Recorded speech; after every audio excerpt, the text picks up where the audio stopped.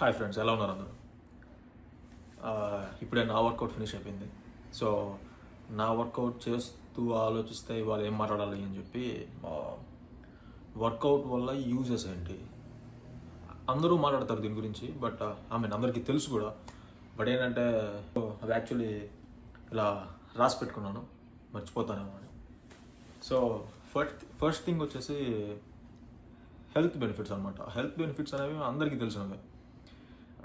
మనకి డిఫరెంట్ ఏజెస్లో different health problems start అవుతాయి అందరికీ.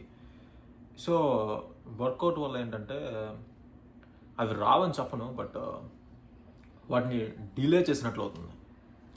లైక్ ఫర్ ఎగ్జాంపుల్, ఉమెన్కి ఆస్టియోపోరోసిస్ అనే ఒక బోన్ డెన్సిటీకి సంబంధించిన ఒక ఇష్యూ స్టార్ట్ అవుతుంది. అది జనరల్ థింగ్, అందరికీ విత్ ఏజ్ అనేది వస్తుంది అందరికీ. లైక్ 30 years, అరౌండ్ 30 years ఉన్నప్పుడు స్టార్ట్ అవుతుంది. మనం వర్కౌట్ చేస్తున్నప్పుడు ఏమవుతుంది అంటే డైలీ బోన్స్ మీద ప్రెషర్ పడుతుంది. సో మన హ్యూమన్ బాడీ ఎలా అంటే దాని మీద ఏదన్నా డైలీ ప్రెషర్ పడుతుంది అంటే దానికి అడాప్ట్ అవుతుంది. ఒక స్ట్రెస్ అనేది ఒక మజిల్ మీద పడుతుంది అంటే దానికి ఆ మజిల్ని స్ట్రెంగ్తన్ చేస్తుంది. ఎందుకంటే ఆ స్ట్రెస్ అనేది రేపు కూడా వస్తుంది, లైక్ ఇవాళ వచ్చిన స్ట్రెస్ రేపు కూడా వస్తుంది అనే దాన్ని ఫేస్ చేయడానికి రెడీ అవ్వడానికి మజిల్ని స్ట్రెంగ్తన్ చేస్తుంది. అలాగే బోన్స్ మీద కూడా మనం లిఫ్ట్ చేసే వెయిట్ అంతా బోన్ డెన్సిటీని పెంచుతుంది వర్కౌట్. సో మనకి లాంగ్ టర్మ్ వర్కౌట్ చేస్తున్న వాళ్ళకి బోన్ డెన్సిటీ అనేది ఎక్కువ ఉంటుంది అనమాట. సో అనే ఒక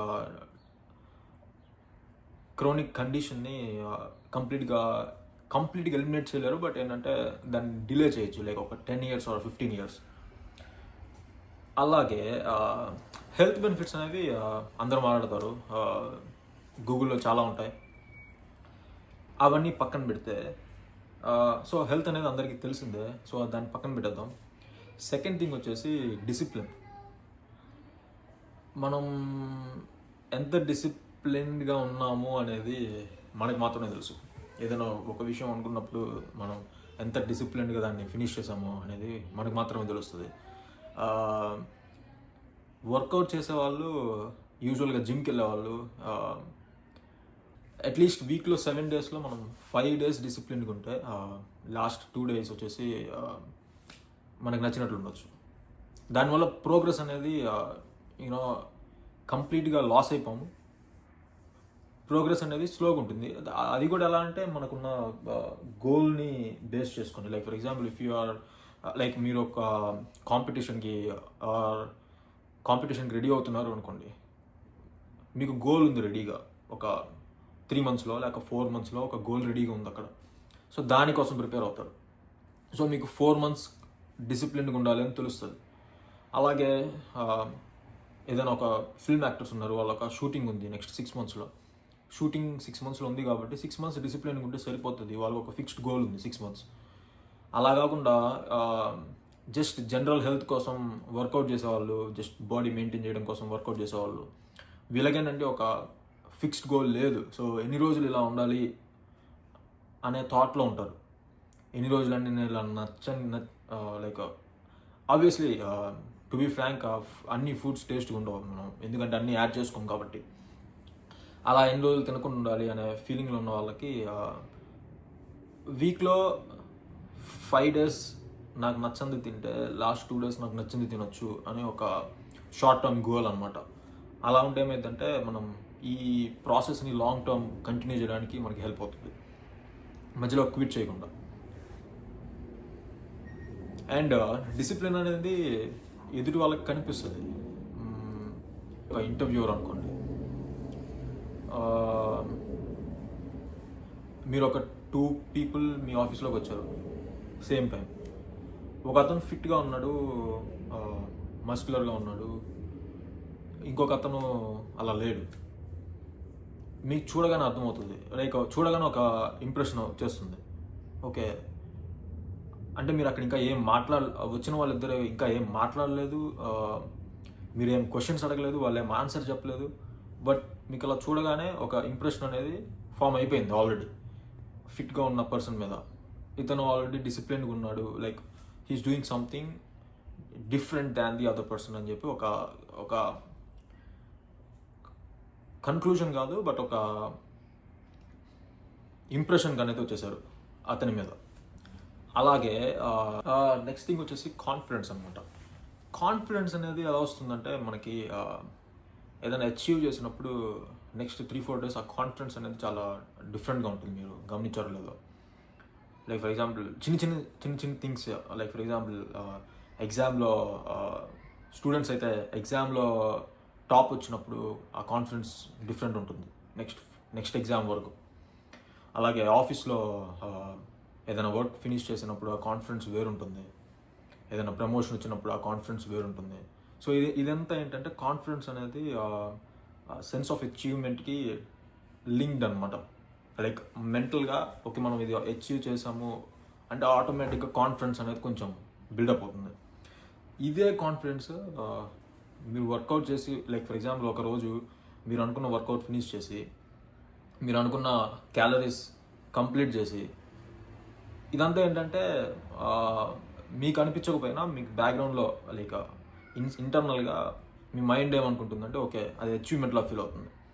ఓకే ఇవాళ నేను ఇది అనుకున్నది ఫినిష్ చేశాను టార్గెట్ అని చెప్పి ఒక సెన్స్ ఆఫ్ అచీవ్మెంట్ వచ్చేస్తుంది. దానివల్ల ఏంటంటే కాన్ఫిడెన్స్ వస్తుంది. ఆల్సో గ్రోత్ అనమాట. మీరు ఒక 1 week వర్కౌట్ చేసి డైట్ కరెక్ట్గా ఫాలో అయితే బాడీలో ఎంతో కొంత చేంజ్ కనిపిస్తుంది. మీకు కనిపిస్తుంది, ఎదుటి వాళ్ళకి కూడా కనిపిస్తుంది. ఎదుటి వాళ్ళకి కనిపించి అడుగుతారు వర్కౌట్ చేస్తున్నావా అని చెప్పి, లేదంటే మీకే అనిపిస్తుంది ఎర్లీ మార్నింగ్ లేచినప్పుడు మిర్రర్లో చూసుకున్నప్పుడు.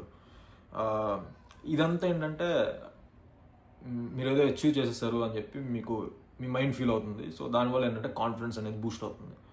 సో ఆటోమేటిక్గా కాన్ఫిడెన్స్ బూస్ట్ అయితే ఇంటర్వ్యూస్లో, ఏదైనా పబ్లిక్ స్పీకింగ్లో, ఎక్కడైనా కానీ ఆ డెలివరీ అంతా చాలా డిఫరెంట్ ఉంటుంది. నెట్వర్క్ అనమాట. మీకు ఒక నెట్వర్కింగ్ అనేది చాలా విధాలుగా జరుగుతుంది. లైక్ సోషల్ గ్యాదరింగ్స్లో నెట్వర్క్ జరుగుతుంది. సోషల్ గ్యాదరింగ్స్ అంటే ఏంటి, లైక్ ఒక ప్లేస్లోకి చాలామంది వచ్చి మీటప్ అవ్వడం సోషల్ గ్యాదరింగ్. అలాంటి సోషల్ గ్యాదరింగ్స్ రకరకాలుగా జరుగుతుంటాయి. లైక్ పార్టీస్లో జరుగుతాయి. పార్టీస్లో జరిగినప్పుడు మనం ఏం మాట్లాడుకుంటాం అక్కడ? పార్టీస్లో మనం మహా అయితే పార్టీ గురించి మాట్లాడుకుంటాము, లేకపోతే అదొకవేళ డ్రింకింగ్ ఇన్వాల్వ్ ఉన్న పార్టీ అయితే అందరు ఇంటాక్సికేటెడ్ అయిపోయిన తర్వాత ఏం మాట్లాడుకుంటారో వాళ్ళకే తెలియదు నెక్స్ట్ డే. సో ఇలా డిఫరెంట్ సోషల్ గ్యాదరింగ్స్ ఉంటాయి. అలాంటి సోషల్ గ్యాదరింగ్ ఎవ్రీ డే జరగవు కూడా యాక్చువల్లీ. లైక్ ఫర్ ఎగ్జాంపుల్ రోజు పార్టీలకు వెళ్ళరు మీరు, కానీ రోజు జరిగే సోషల్ గ్యాదరింగ్ వచ్చేసి జిమ్లో మాత్రమే అనమాట. జిమ్లో మాత్రమే ఎవ్రీడే డ్రింకింగ్ ఇన్వాల్వ్ లేకుండా మీరు పాజిటివ్ మైండ్తో మాట్లాడుకుంటారనమాట. విషయాలు తెలుస్తాయి. ఏ ఆఫీసెస్లో వేకెన్సీస్ వస్తున్నాయి, ఏ టెక్నాలజీ ప్రజెంట్ బూమ్ అవుతుంది, లేదంటే రిఫరల్స్ వచ్చిన వాళ్ళు మేనేజర్ అయి ఉండొచ్చు, హెచ్ఆర్ మేనేజర్ అయి ఉండొచ్చు, వాళ్ళకి కంపెనీలో ఓపెనింగ్స్ ఉండొచ్చు, మీకు చెప్తారు. ఇవన్నీ తెలుస్తుంటాయి జిమ్లో, సోషల్ గ్యాదరింగ్స్లో. జిమ్ అనే సోషల్ గ్యాదరింగ్లో. లాస్ట్ థింగ్ వచ్చేసి సెక్స్ అప్పీల్ అనమాట. ఇది బయోలాజికల్గా అందరికీ లైక్ ఎన్కోడ్ అయిపోయిన ఇన్ఫర్మేషన్ అనమాట. అన్ని యానిమల్స్లో కానీ అన్ని లైక్ మనం కూడా యానిమలే కాబట్టి ఏమీ మాట్లాడకుండా, మీ గురించి ఎదుటి వాళ్ళకి ఏమీ తెలియకుండా జస్ట్ మిమ్మల్ని చూడగానే వచ్చే ఇంప్రెషన్ ఏంటంటే మీరు హెల్తీగా ఉన్నారా లేదా, అండ్ మీరు ఫర్ ఎగ్జాంపుల్ మీకున్న వెల్త్ని వేరే వాళ్ళకి చూపించాలి అంటే మీరు కాస్ట్లీ థింగ్స్ని పర్చేస్ చేసి వాటిని యూజ్ చేస్తూ, లేకపోతే కాస్ట్లీ కార్, కాస్ట్లీ బైక్ ఇలాంటి వీటిల్లో చూస్తే తెలుస్తుంది మీ వెల్త్. మీరు ఎలా మాట్లాడుతున్నారు, మీరు విలేజ్ నుంచి వచ్చారా, సిటీ నుంచి వచ్చారా, మీరు ఎడ్యుకేటెడ్ అన్ఎడ్యుకేటెడ్ అనేది ఎప్పుడు తెలుస్తుంది? మీరు మాట్లాడినప్పుడు తెలుస్తుంది.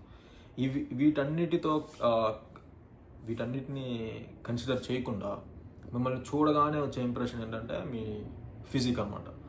సో అదేంటంటే అలాంటి ఫిజిక్ని బిల్డప్ చేసుకుంటే ఆటోమేటిక్గా ఒక ఇంప్రెషన్ అనేది వచ్చేస్తుంది వేరే వాళ్ళకి మిమ్మల్ని చూసినప్పుడు. సో ఎర్లీగా స్టార్ట్ చేస్తే అంత ఇంపార్టెంట్, అంత మంచిది అనమాట. ఇది ఎలా అంటే ఒక ఇన్వెస్ట్మెంట్ టైప్ అనమాట. స్టాక్ మార్కెట్లో ఎలా అయితే మనం ఎర్లీగా ఇన్వెస్ట్ చేస్తే ఎక్కువ రిటర్న్స్ వస్తాయో, ఇది కూడా అంతే. ఎంత ఎర్లీగా స్టార్ట్ చేస్తే అంత బెటర్ అనమాట. ఏమవుతుందంటే ఎర్లీగా స్టార్ట్ చేసినప్పుడు మీకు బాడీ అనేది చిన్నప్పటి నుంచే ట్యూన్ అవుతూ వస్తుంది. లైక్ బోన్ డెన్సిటీ పెరుగుతుంది, మజిల్ మాస్ ఇంక్రీజ్ అవుతుంది. ఇవన్నీ ఇంక్రీజ్ అయినప్పుడు ఆటోమేటిక్గా మీ మెటబాలిజం ఇంక్రీజ్ అవుతుంది. సో మీరు అంత ఈజీగా ఫ్యాట్ గెయిన్ అవ్వరు, ఎందుకంటే ఆల్రెడీ మీ మెటబాలిజం హైగా ఉంటుంది కాబట్టి. సో ఇవన్నీ ఏంటంటే లాంగ్ టర్మ్కి వచ్చేసరికి ఈజీ అయిపోతుంది వర్క్. మీరు ఫిజిక్ మెయింటైన్ చేయడం కోసం ఇనీషియల్గా చేసినంత కష్టం తర్వాత అవసరం ఉండదు, ఎందుకంటే ఆల్రెడీ ఈ బిల్డప్ అయిందంతా మీకు హెల్ప్ అవుతుంది అనమాట. సో 15 to 25 అనేది చాలా ఇంపార్టెంట్. ఆ ఏజ్లో చాలా జాగ్రత్తగా లైక్ ఎక్కువ టైం స్పెండ్ చేసి జిమ్లో, ఎందుకంటే టైం స్పెండ్ చేయొచ్చు అప్పుడు కాలేజ్లో ఉన్నప్పుడు, కాలేజ్ అయిపోయాక, ఇనీషియల్గా జాబ్ వచ్చినప్పుడు మ్యాక్సిమం ట్రై చేయొచ్చు స్పెండ్ చేయడానికి జిమ్లో. అలా స్పెండ్ చేస్తే ఒక సాలిడ్ ఫౌండేషన్ అనేది వస్తుంది అనమాట. సో 25 to 30 వచ్చేసి ఏమవుతుందంటే లైఫ్లో చాలా చేంజెస్ వస్తూ ఉంటాయి. లైక్ మ్యారేజెస్ అని, చాలామంది మ్యారేజ్ కోసం అని చెప్పి జిమ్ స్టార్ట్ చేస్తారు. అది చాలా రాంగ్ అని నా ఫీలింగ్, ఎందుకంటే మ్యారేజ్ కోసం పర్సనల్ ట్రైనర్ని పెట్టేసుకొని ఒక 1 yearలో బాడీ ట్రాన్స్ఫార్మ్ చేసేసుకొని ఎదుటి మీ పార్ట్నర్ని మోసం చేస్తున్నాడు అనమాట. మీ పార్ట్నర్ ఏమనుకుంటారంటే ఓకే ఇతను డిసిప్లిన్డ్, వర్కౌట్ చేస్తున్నాడు, బాడీ మెయింటైన్ చేస్తున్నాడు అనే ఫీలింగ్లోకి వచ్చేస్తారు. మీరేంటంటే అది 1 year కోసమే చేస్తారని చెప్పి వాళ్ళకి తెలియదు అనమాట. సో అది చాలా రాంగ్ అని నా ఫీలింగ్. సో ఏంటంటే మీరు ఇలా చేయాల్సిన అవసరం ఉండదు. మీరు ఫస్ట్ నుంచి వర్కౌట్ చేస్తూ వస్తే ఇలా ఈవెంట్స్ కోసం అని చెప్పి మీరు లైక్ అతిగా కష్టపడిపోయి ఆ చేంజ్ తెచ్చుకోవాల్సిన అవసరం ఉండదు. 30 తర్వాత ఏమవుతుంది అంటే బాడీలో చాలా చేంజెస్ వస్తాయి, ఏజ్తో వచ్చే రెగ్యులర్ చేంజెస్ అవి. దానికోసం అనేది మనం ట్రైనింగ్ టైప్ని మార్చాల్సి వస్తుంది, కొన్ని సప్లిమెంటల్గా సపోర్ట్ తీసుకోవాల్సి వస్తుంది.